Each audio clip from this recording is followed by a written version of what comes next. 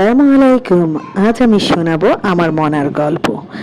আমি মনাকে কোথা থেকে এনেছি? আমি মনাকে এনেছিলাম অনেক শখ করে। অল্প অল্প করে টাকা জমিয়ে আমি মনাকে এনেছিলাম। এটার কারণ হলো, মানুষ অনেকেই বলেছে যে বিড়াল কেনাবেচা হারাম, কিন্তু আমার পার্সিয়ান বিড়াল নেয়ার খুবই ইচ্ছে ছিল। আর পার্সিয়ান বিড়াল পালা আর তাকে কোলে নেওয়া আমার খুবই ইচ্ছে ছিল। বিশেষ করে ওকে কোলে নেওয়া, আদর করা, এই ধরনের ইচ্ছে থেকে আমি মনাকে কিনেছিলাম। তবে খুবই স্বল্প দামে কিনেছিলাম একজন পরিচিতের মাধ্যমে। প্রথমে মনা দেখতে পুরা পার্সিয়ানের মতনই ছিল। পরে ধীরে ধীরে কেন জানি মনা পশম পড়তে থাকে এবং মনা ধীরে ধীরে মিক্সড ব্রিডের মতন হয়ে যায়। তবে মিক্সড ব্রিডও যদি হয়ে থাকে তবে হাই কোয়ালিটির মিক্সড ব্রিডই হবে।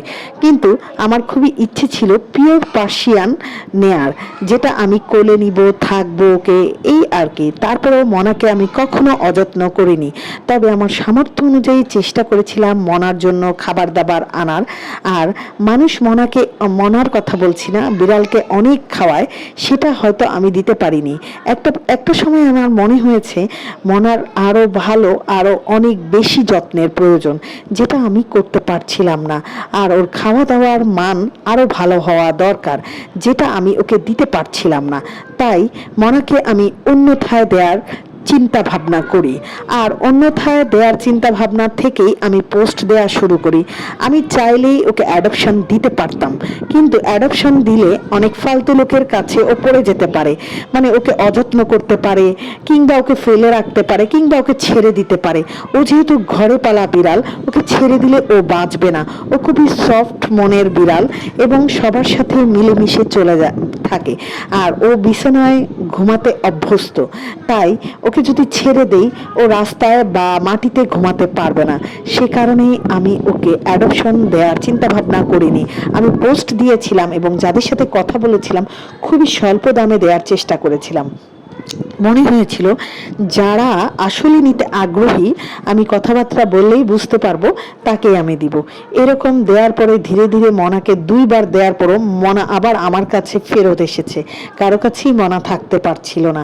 কিন্তু লাস্ট টাইমে মনা একজনের কাছে চলে যায়, যার কাছে মনা আমার চেয়েও ভালো আছে কিনা জানি না।